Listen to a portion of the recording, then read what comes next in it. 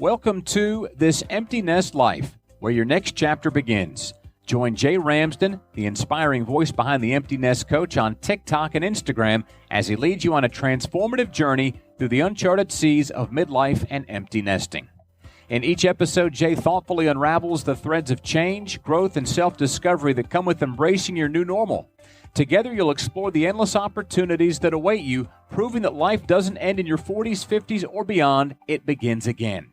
Here's your host, the Empty Nest Coach, Jay Ramsden. Hey there, my Nest friends. Welcome to episode 86. I'm so glad you're here today. As always, we'll be exploring personal growth and navigating life's transitions together because I believe deep down in my soul that we're stronger together than apart. Now, I've got a quick question for you. Have you ever found yourself trying to conquer self-doubt? If so, you're in the right place. Today, we're going to explore how self-doubt can creep into our lives once the kids are grown and flown. And then we'll dive into some practical tips that can help you embrace this new chapter with confidence. Ready? Let's go. All right, so there you are, just sitting there, having spent decades nurturing your children, teaching them everything you know, guiding them, protecting them, and helping them achieve their goals. Then, in what seems like a moment that happens all of a sudden, they lead and they head off to college, or they go into the military, or head off to work. And it's literally like you get fired from a full-time job you've had for over 18 years. You see it coming. They're far off in the distance, but you never quite find the time to prepare. And you're not alone in that. Listen, few people actually prepare for this empty nest transition in advance. Okay, so the kids are off. Now what? Well, that question is a great place to start. And then you start to ask yourself other questions. You start to ask your things like, what now and what's next? And how am I going to get through this? Eventually, you start to question whether or not you'll have a sense of purpose again, let alone any goals that you might have for the future. Which, if you haven't figured out already, this is totally normal. Even though it doesn't feel that way right now in this moment. It's normal because your purpose has been your kids. And now they're out adulting and you're left wondering so many things, my friends. You wonder, why the heck is this new phase bringing on such a huge wave of emotions? We've got sadness, joy, pride, confusion, apathy, grief, relief, and even sometimes joy. And why those emotions just seem to come and go as they please, kind of like your kids when they were in high school, right? You might also find yourself wondering if you can get unstuck yourself. You're wondering whether or not this feeling will ever go away. And you may be wondering, how do you take that next step in your life? Here's the kicker. That wondering and uncertainty in this new phase in life is self-doubt. It's the one emotion that you might be overlooking once the kids leave. It's the one that might be holding you back from exploring your own dreams. Or it may be keeping you from setting some lofty goals, or even just keeping you from getting up and out most days. But guess what? Understanding how to combat self-doubt is the first step to realizing your dreams. It's the first step to even getting you up and out each day. And we're going to tackle that here today on this episode. So let's jump right in, shall we? Today, I've got 6 powerful strategies to help you overcome self-doubt. I believe they'll resonate with you, and you can use them as next steps to take you through your empty nest journey. All right, so number 1, I always tell my clients, I tell the people that I'm working with, let's acknowledge our emotions. So remember, it's okay to feel uncertain. Damn, you know what? It's okay to feel all of your feelings. You shouldn't be ashamed of it, ever, ever, ever, ever. And in the case of self-doubt, you need to know it affects us all. Every single human being has self-doubt. And the first step to moving beyond it is to acknowledge those feelings without any judgment. like zero, zip, not a zilch, nothing. Stop judging yourself for doubting yourself. So when you judge yourself for feelings you're feeling, this keeps you from feeling those feelings. It keeps you being held back by those feelings. And accepting self-doubt is part of the journey rather than a roadblock. Okay? Don't let self-doubt be the roadblock for you. It's actually the key to moving forward. We're going to hurdle right over self-doubt. And the way that we're going to do that is set some small achievable goals. All right. So much like climbing a mountain, every single step has purpose and every single step counts. Focus on small goals. Focus on goals you can imagine that are manageable and that you can celebrate easily. Every goal is a victory. Sometimes we want to wait to have this really big goal accomplished, but it's the small ones that matter most. So each little win helps you build confidence. All right. So let's say you want to start a habit of walking. You don't start that journey by going out and walking 5 miles. You work up to it in small chunks. And by small chunks, I mean really, really small chunks. Maybe the first day, you just walk to the end of the driveway. Then the next day, it's around the block.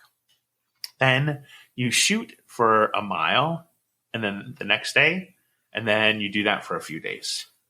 Then you move to a mile and a half, and so on and so on. So to remove the self-doubt in your life, you have to take action. But the action doesn't have to be this big, ginormous action. It can be these small, little, tiny steps. You don't have to take a leap, just small steps that add up over time. Okay, remember, every step has purpose. All right, number 2, seek support. Don't underestimate the power of community. Seriously, the number one thing you can do is to let someone know you're struggling. Let them know you're struggling with self-doubt. Reach out. Reach out to loved ones who you know can lift you up. Reach out to friends. They just might be going through the same thing you are. And my guess is they probably appreciate having someone to share with as much as you want someone to share with. Listen, sometimes simply sharing your feelings can dissipate their intensity and remind you that you're not alone. And if you're struggling with self-doubt in your own community, your family, your friends, you don't have any support whatsoever, please come join me in my Facebook group, This Empty Nest Life. We've got a growing community. It's full of free resources, and I do monthly live coaching. I'll add the link to the show notes. Check us out, and I hope to see you there. Okay, next up is number 3. Embrace failures as growth. When you try something, anything, you might think that failure is the end. Well, I'm here to tell you that it's not. It's simply part of the process. One of my favorite sayings is that there is success and there is learning. You learn from your failures, so you have to embrace it. You also grow from your failures. Think of it as a stepping stone. When I was on my journey to climb Mount Kilimanjaro, I struggled every single step of the way from day 1 to day 5.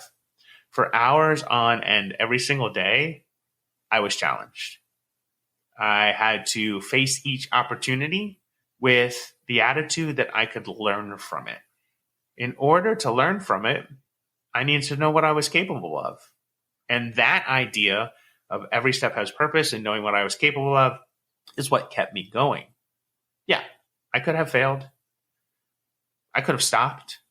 Shoot, I could have quit after the first day when we were in the rainforest and it was like 80 plus degrees and 80% humidity. And let me tell you, this body of mine hates those conditions. But I took it as a challenge.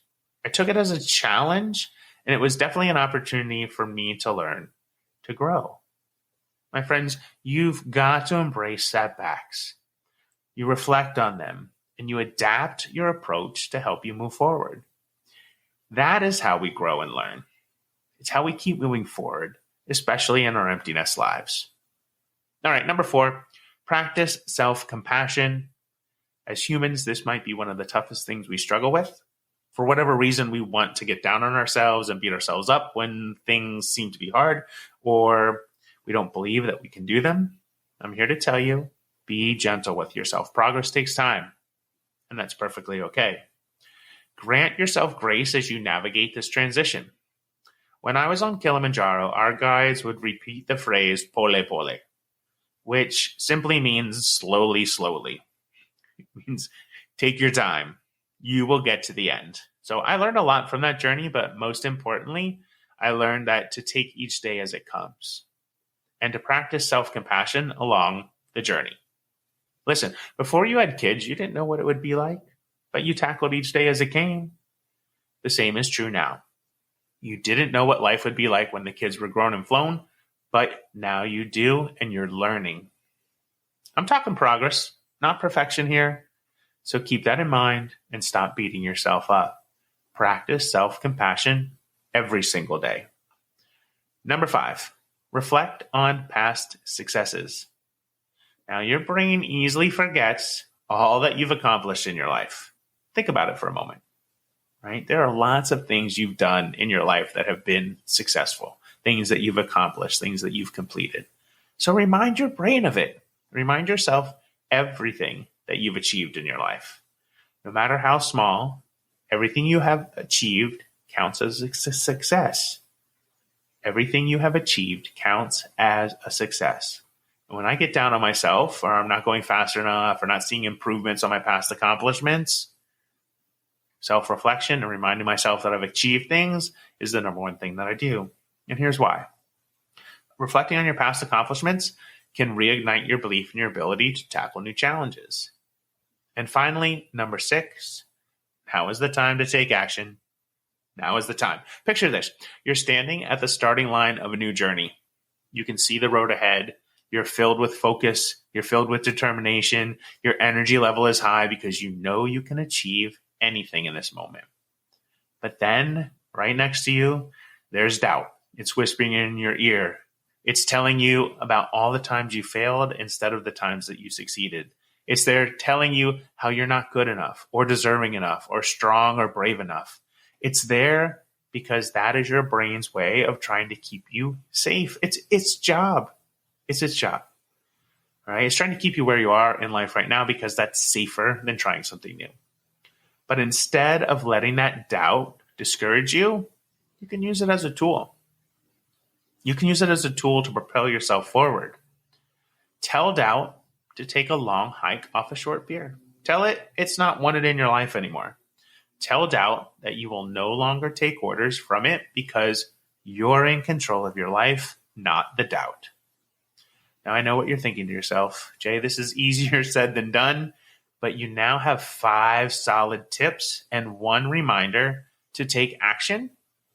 You've got this, my friends. You've got this. All right, my empty nest friends, thanks for joining me today as we've explored practical strategies to overcome self-doubt. Remember, self-doubt doesn't define your path. It's simply a feeling that you can acknowledge and move beyond. Now, I know this transition can feel overwhelming, but it's also a wonderful opportunity for growth. So take that opportunity to grow. Take that opportunity to learn. Before we wrap up today's session, I want to invite you to subscribe to my newsletter. Each week, I share insights and tips that can empower you in your personal development journey. Visit www.jasonramsden.com/newsletter to subscribe today. Finally, if you've experienced self-doubt in your own life, or you have stories to share about overcoming it, I want to hear about it. Shoot me an email. Hit me up at coaching@jasonramsden.com.